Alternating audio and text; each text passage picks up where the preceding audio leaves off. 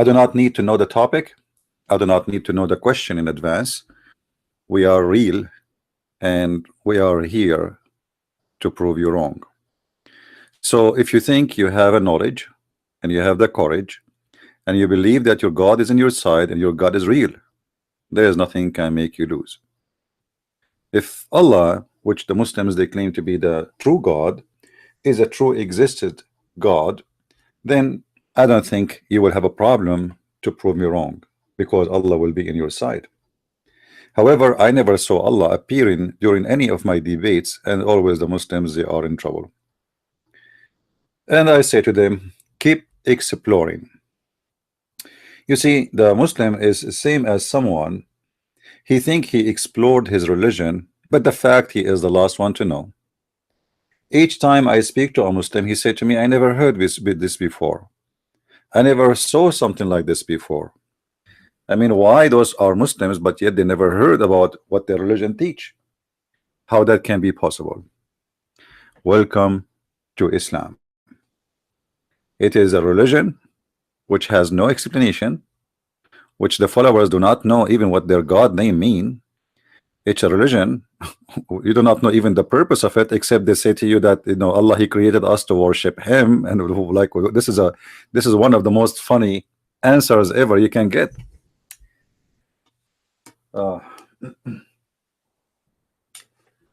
I'm looking for something here. Let us see. Hold on.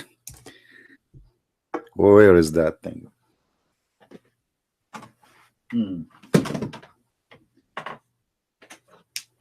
All right, I found it. Don't worry, I'm not looking for Abdul. He will not be under my table.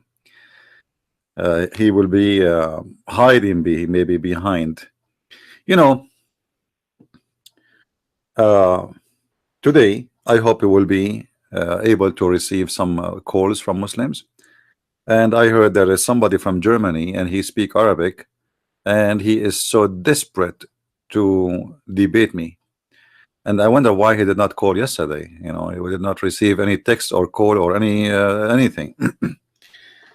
They say to their friends that they can debate me and they can win the debate easy, but yet they don't dare to do it. And when we get somebody he wanna call or he called, he got busted badly. Yeah, and yesterday we got this guy, Nightmare, who supposedly he speak Arabic, and he think because he speak Arabic, he can play some games with me, but it doesn't work. You cannot play games with the Christian Prince. Trust me. Even me, if I debate myself, I will lose. Yeah, don't do that. However, you can try. Our Skype is right now is open, and you can give it a try. I mean, what you will lose? You will lose anyway. You call, you don't call, you will lose. So explore, my friend. There is many people they send to me messages in Facebook, and they ask me questions. I am not really too much into answering by emails. My life is busy, and because English is my second language, I don't really like texting too much. For me, answering is a lot easier by speaking, not by writing down, because oh, here like the word is not coming correctly, or here's a grammar mistake, or so it's like it's not fun to answer people by text. So if you have a question, please feel free, especially if you're a Muslim, you can call me, and we will see how we can help you. All right.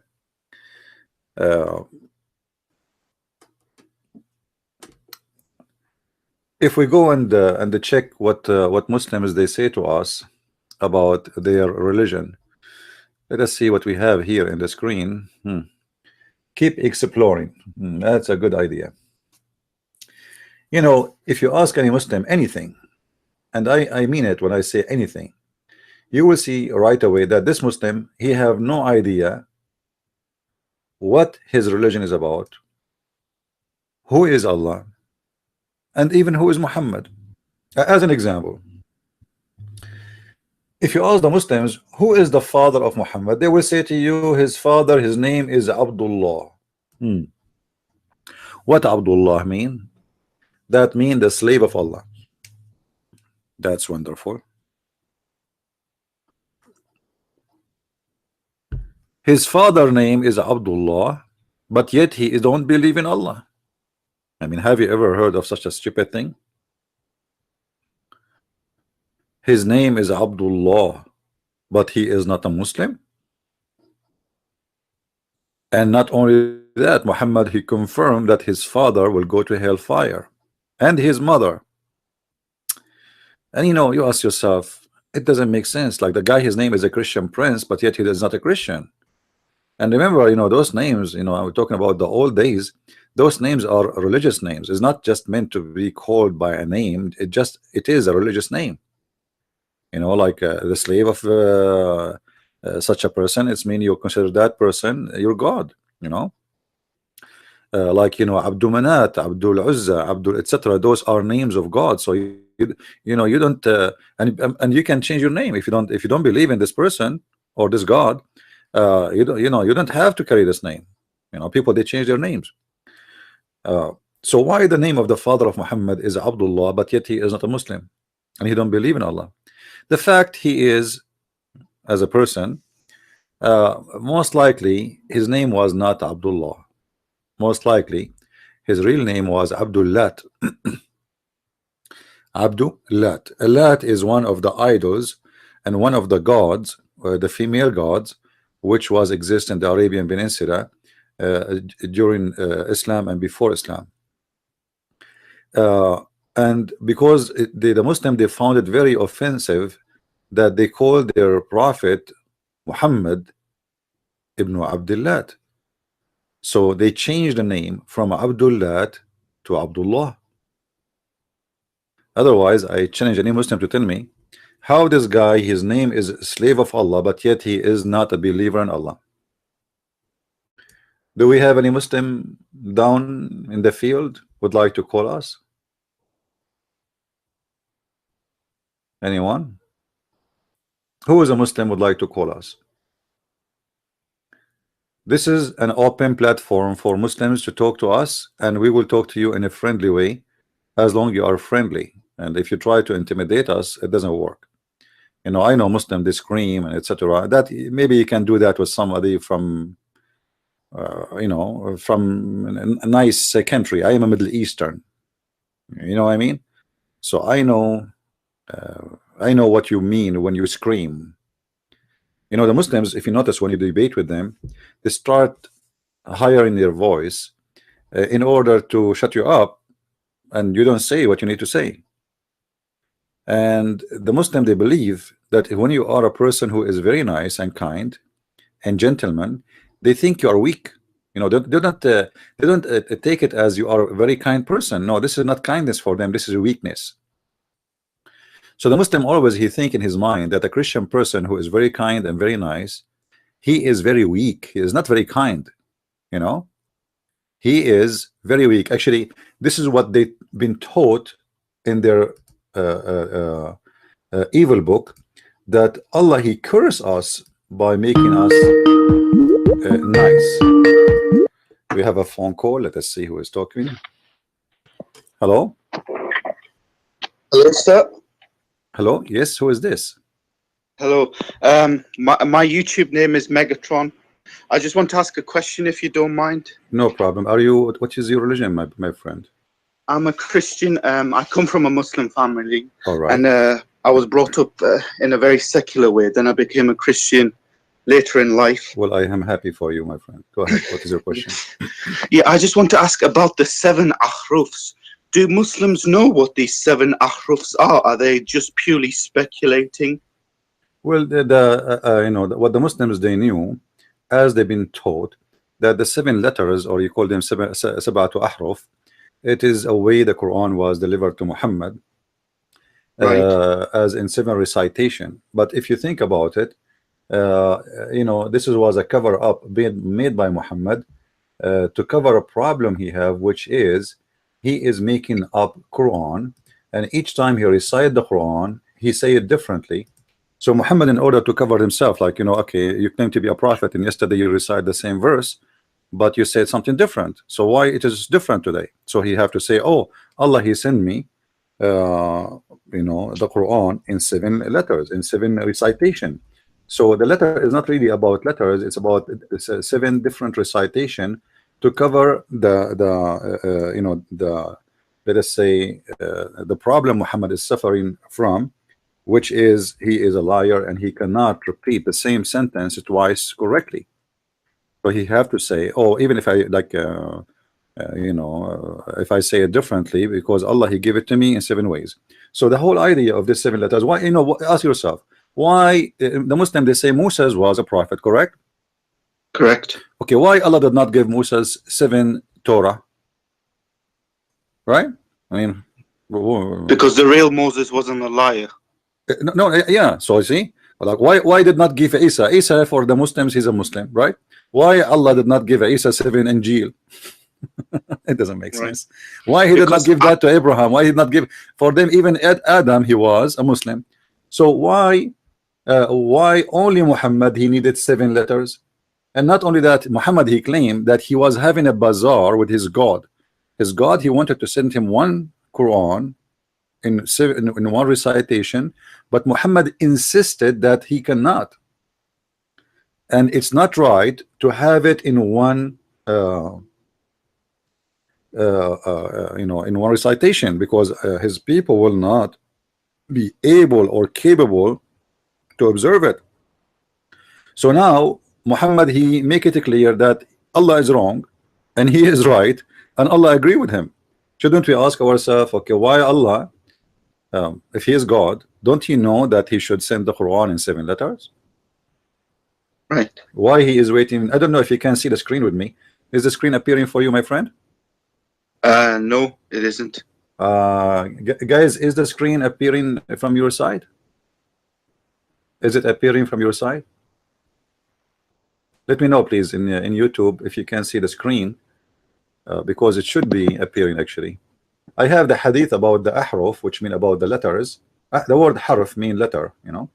Right. Here it says, and this is a Sahih hadith, the Prophet SAWSBM Mercedes 200 was present at the pool of Bani Qifar, wherever. Jibreel came to him and said, Allah has commanded you to make your community read, or recite the Quran in 1 harf, which means 1 recitation or kind of recitation. The Prophet said, I beg Allah his burden, you know, and forgiveness. My community has not strength to do so. What? Why Muhammad is fixing the order of Allah? Allah is giving an order that Muhammad, okay, I want to give you a Quran, and this Quran is going to be made in a certain way and 1 way to go. Muhammad, he don't agree. Muhammad here, he said, I beg you of burden. Hello, Allah, hello. Come on, you know, I know what you know not. I am Muhammad, you are Allah, and I know my people more than you. My people are so stupid. You need to send me the Quran in more letters. Now I challenge any Muslim to give us a call and tell us what is going on. Allah do not know, and Muhammad, he know better. No. Yeah. I don't know. You still you don't see the screen with me? Still, are you looking at No, YouTube? Okay. I can't see the screen of yours. Mm. But I was just watching a Sunni scholar versus a Shia scholar. Yeah. And the Sunni scholar was trying to show that the Shia scholar, that the Quran has been corrupted. Then the Shia scholar was trying to show the Sunni scholar that if we were to take their Sunni narrative, the Quran is corrupted. So either way, the Quran is corrupted from both sides. And one of the arguments that the Shia scholar used is that the Sunni scholar, he doesn't know what the 6 ahrufs are. So therefore, he made a claim that 6/7 of your Quran, if we were to follow the Sunni narrative, has been completely lost, and they don't know what these 6 ahrufs are. He's right. He's right, because simply, if Allah, he sends 7 letters, and this is what Allah he want, and Muhammad he want, so where are the 7 Quran? Well, he said that the 7 ahrufs are in the Al-Duri Quran, in the Warsh Quran, in the Hafs Quran. It's all in there. No, they are not. You know, I challenged the Muslim to show me the 7, you know, Hafs and Warsh. There is only few of them is printed. The rest is gone. You know, whereas I want to see them. I want a Muslim to show me in his library the 7 Quran which sent by Allah and reserved by Muslims. You know, And even the So, like- even the Quran of Hafs, there's nothing is called Quran of Hafs. Where I can find this Quran? It doesn't exist. It doesn't exist. Where is this? Where is this? Who's Hafs? Hafs is a person came almost more than 200 years after Muhammad. You know? But they say that he has a chain of narration all the way No, to the Hafs. Prophet. No, you see, Hafs. Let me tell you, Hafs, according to the Muslim, he's a liar. Even a hadith, and just a hadith coming from Hafs is rejected. Why? Because he's a fraud. I can show you the reference. It says that Hafs is a fraud, and he used even to copy books of others. Like he steal books of others, and he claim it's his own. So he's a fraud. Any hadith is coming from Hafs. You will see the Muslim, they say to you, they don't say it's weak. You see, weak is accepted. They say it's rejected totally. You know, because why? Because Hafs. Because it's Hafs who said that. So he's a liar. So how they take the Quran from Hafs? But they said that yes, Hafs was unreliable when it came to the hadiths. You know, But when let it me ask came you. to the Let me chain ask of- you. Let me ask you. If when you say he is unreliable to the hadith, that means he's a liar, right? Okay. So he's a liar here, and he is not Right. liar there. Doesn't make sense. Liar is a liar. Right. Right. Okay. So it's a joke. It's funny. I mean, either he is accepted, he is trustworthy, or he is not. So we don't accept him in something less value, and we accept him in something more value. You know what I mean? Like I just received a letter from the community here to be a judge for the election. You know, and in the letter it's they explain why they elect like this person. You know, obviously there's something unique about you. You have degrees, you have education, you have etc. But the most important thing is they will not appoint you as a judge unless you are trustworthy. So they check your record. Maybe this guy is a criminal, maybe he's a drug dealer, correct? Mhm. So your degree will not be valid if you don't have the trustworthy, or to be trustworthy to be a judge. So now how we can judge that this is because he is a judge now, he is the one is judging the Quran to be from God, and we take him as a trustworthy for the Quran, but we don't take him as a trustworthy for the hadith, and with the hadith is a lot more important than the Quran. So it's very stupid of them to say such a statement that we don't accept him to be trustworthy for the hadith, which is lower in the interest, and we accept him to be trustworthy for the Quran. That's a madness. However, the Muslim, they say to us, and this is one of the lies Muslims always they repeat, they say we preserve the Quran. Okay, so why you are going by Hafs if you preserve the Quran? To make it simple for you, if you open, I don't know if you have a Quran at home, I don't know if you speak Arabic or not. If you No, I don't speak Arabic, but yeah, I do have if you a open the Quran, if you open the Quran in page number A in the Arabic Quran, it says تعريف بهذا المصحف الشريف كتب هذا المصحف وضبط على ما يوافق رواية حفص بن سليمان بن المغيرة الأسد الكوفي لقراءة عاصم ابن النجود الكوفي التابع عبد الرحمن blah blah blah blah blah. So it is according to Hafs, according to the reading of Asim, according to Abi Abdul Rahman, according Ibn Habib al-Sulma, according to Uthman, according to Ali, according to Zayd, according. So all of this is according, but according to who? It's coming at the end from Hafs, which means the Muslims, if they have the Quran of Uthman, they will not say according to Hafs anyway. Who need Hafs anyway if they have the Quran of Uthman? You know what I mean?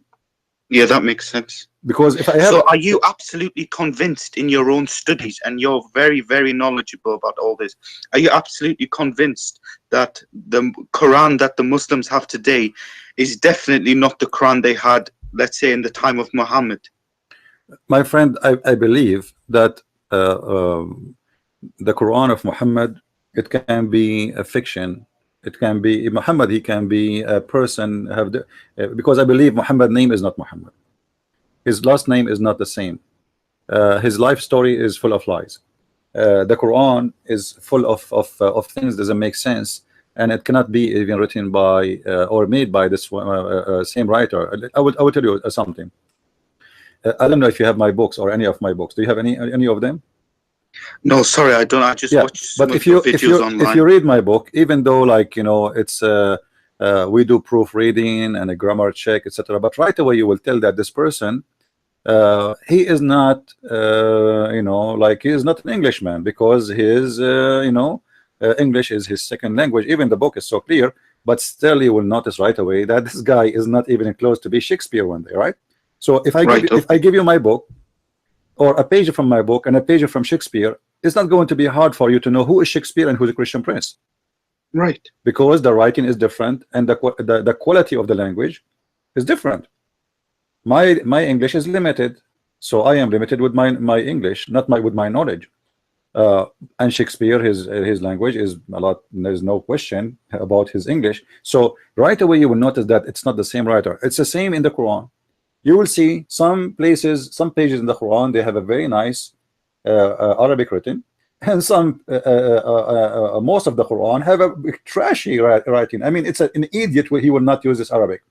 So it cannot be made by the same person. You know, there is some part of the Quran written by someone, he is really good in Arabic, and there is someone, I believe there's many writers for the Quran, you know, because each one of them, his language is exposing him, and the story is exposing him. You know, there is softwares they can find out if you are a person stealing articles or writing of people, right? They put it there, and they can find that how many times the word is repeated, etc. So it's like it's a software for investigation. If we use the same with the Quran, we will find that the Quran is a copy of many writers, have nothing to do with each other, and they are not even from the same time, not from the same generation. You know, this is why I believe that the Quran is just a collection of stories made by somebody we do not know, some people, you know, and it is claiming it's coming from someone. His name is Muhammad, and his God, his name is Allah. But how truthful this is, I believe it's far away from the truth. However, I don't debate the Muslims about this, because the Muslim believe it's coming from Allah, coming from Muhammad. So I debate them about what they believe. My belief, I put it in the side, unless like now you open this question or this topic, so we talk about it. I don't like to waste my time with the Muslim to say to them, oh, you know, this is not from the same. Okay, you say to me this is from Allah. Let's see how if Allah is a true God or not. If Allah is a true God, he will not say stupid things like this. You know, like if we go to the Quran, I just flip the Quran in front of me, and it's open for me in page number 451. It says Salamun ala al Yasin. Okay, I challenge any Muslim to tell me what does this mean. Who is a Muslim wanna call me right now and tell me what does that mean? Salamun ala al Yasin. Peace unto al Yasin. Who is al Yasin? Any Muslim want to tell me? Is that the name of a person? Didn't know. Everyone, every Muslim, Abdul, he give you different interpretation. Right. Okay. So okay, if this is written by an Arabic, clear Arabic, and the Quran says that we made this book in a clear Arabic, and even we explain it in details. All right. So now, why we cannot even find who is this person, or is it a person? Is it a name of a god? Is it, you know, because it might be a god for, you know, for very simple reason, you know, Yasin. Yeah, in the old you know, Middle Eastern languages, yeah is a word meaning God, you know, as simple as that. Salamun ala al Yasin. Yasin. What is Yasin? Yasin is the name of the moon god. Sin, if you go right now and you search for the god Sin, Yasin, you know, the god Sin is simply the moon god. So the word Ya is appearing before it, which is a word meaning God, and Sin is the name of the God. So peace on the Yasin. Who is Yasin? They don't know. You know, but right. I know. Okay. So and this is supposed to be a clear book, and they have absolutely no idea what it absolutely says. Supposedly it's a clear book, but we need tons of interpretation. You know, like you know Sahih al-Bukhari, right? Yeah. Okay. Yeah, I do. Now Sahih al-Bukhari have book to explain Sahih al-Bukhari, and then the explanation of Sahih al-Bukhari have explanation of the explanation. You know what I mean? if Sahih al-Bukhari the explanation, what about the Quran? You know, and after all the explanation we have of the Quran, nobody can explain the Quran, because still they say to you Allah knows best, because they are just guessing. You know, it's just a guess. I don't know. Like I'm not sure. I think it means this. And Allah knows best. A Muslim always he sign his page by saying Allah knows best to save his ass from being killed, because other group of Muslim, they want to say to you, no, that doesn't mean that. We don't agree with you. We'll kill you. You know that you are best. Allahu A'lam. Yeah, Allahu A'lam. Yeah, Allah knows best. You know, Allah knows best. So Allah knows best because simply nobody knows. And because Islam is a collection of religion, collection of writers, collection of articles, and they put them together, trying to make it as if it's a book. You know, Right. Why? You know, like as an example, the Muslim, they say to you, the alcohol is forbidden in Islam. Are you sure? Right. Why it's forbidden? When it's forbidden? You know, if you read the Quran, you will see the Quran praising the alcohol, saying it's good. How something is good one time and it is became bad another time? Is it is it written by the same person, the same time? You know, because like, you know, let me to explain my idea. If I say to you, if I am the same person, and then I say to you, alcohol is good, Black Label is good, beer is good, Heineken is good, and then second day I make an article saying the one who drink the drink Heineken is the devil. It doesn't make sense. Yesterday you said something different. Right. So yeah, that doesn't make sense. Yeah. So how what was good yesterday today is bad?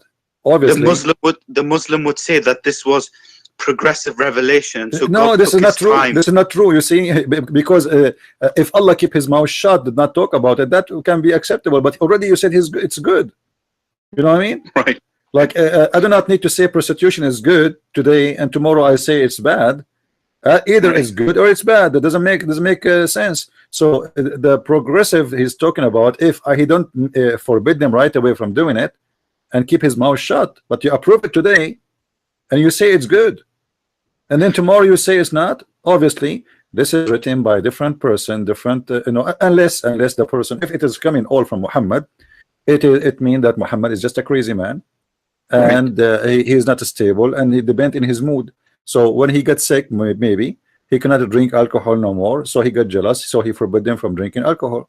Otherwise, alcohol was good and lovely and wonderful, and Allah himself praising alcohol in the Quran. The same book saying that alcohol is the book of is the work of the devil is the same book promising the Muslims alcohol in heaven. Right. I mean, is it from the devil or it's from God? The same book saying that the alcohol is wonderful and you can make even good money, good business from it, and have a benefit for mankind. Praising the alcohol, and even it used the word in Arabic sakaran, which means it can make you drunk. Look how Allah in love and being drunk. You see, he didn't say alcohol is good only. He's speaking about it as making you drunk. So being a drunk is good. Not only speaking about alcohol, there's a benefit, because yes, you know, alcohol have a benefit, not necessarily to drink from it. You know, you can use, even like you have a skin cut, you are bleeding, you can use alcohol to clean your you know. So yes, the alcohol have a benefit. You can even make a light from it. You know, you can make a fire from. So the benefit he's talking about in the Quran is about being drunk. Right? What is the benefit of being drunk? Can I ask which verse is this, please? That's a good question. Are you trying to make the Muslims call us? No. I was just wondering for my own information. Okay. ومن ثمرات النخيل والأعناب تتخذون منه سكرا ورزقا حسنا إن ذلك لآية لقوم يعقلون. Chapter 16, verse number 67. Chapter 16, verse number 60. Okay, thank you very much. Just one last question, and that's it, then I'll leave you alone. Is it true that the Salafi interpretation of who Allah is that Allah has fingers, Allah has a hand, Allah has a face, Allah has a shin, Allah has legs? Do they literally believe Allah has different body parts, like some kind of Zeus in the sky? All the Sunni believe in this. There's nothing is called Salafi. Salafi is a joke. Does not exist. There's nothing. There's no sect. It's called Salafi. You know, this is it's a statement of you know, the deception. All Muslim Sunni, they believe in that, and all Muslim Sunni believe in the Hadith, and the one they call them Salafi. They are just. Do you know what Salafi mean? The followers of the Salaf. Salaf. What is the Salaf? Salaf, the one who passed, the old ones, right? We mean the close to Muhammad. So, companions of the companions. Yeah, it's the same as we say I am Orthodox or Orthodox Jew. You know, so those are the Orthodox, and it's just what Muhammad said, as simple as that. You know, like they say to you, Wahhabi. There's nothing called Wahhabi. Wahhabi is the one who follow what Muhammad said exactly. That's as simple as that. So they create certain titles to group to make them, let us say, to say, you know, I have nothing to do with them. You know what I mean? Oh, those are Wahhabi. Those are not really what Wahhabi are a true Muslim. What Wahhabi? Wahhabi, Abdul Wahhab is a guy who said, okay, it's time to go back to the way the Prophet he was. That's it. So he's not a. There's nothing is called Wahhabi. You know, this is a true Muslim. So it's a fiction. It's a lie. Titles, names are given just to separate themselves from the accusation is made against them in many places. I hope I answered your question. Yeah, thank you very much for giving me some of your time and answering No problem. You can call me Really anytime, my appreciate it. friend. And I'm so happy for you that you left Islam and you became a Christian. And may the Lord bless you and bless your family. Take care. Thank you. You too. God bless. Bye. Bye-bye.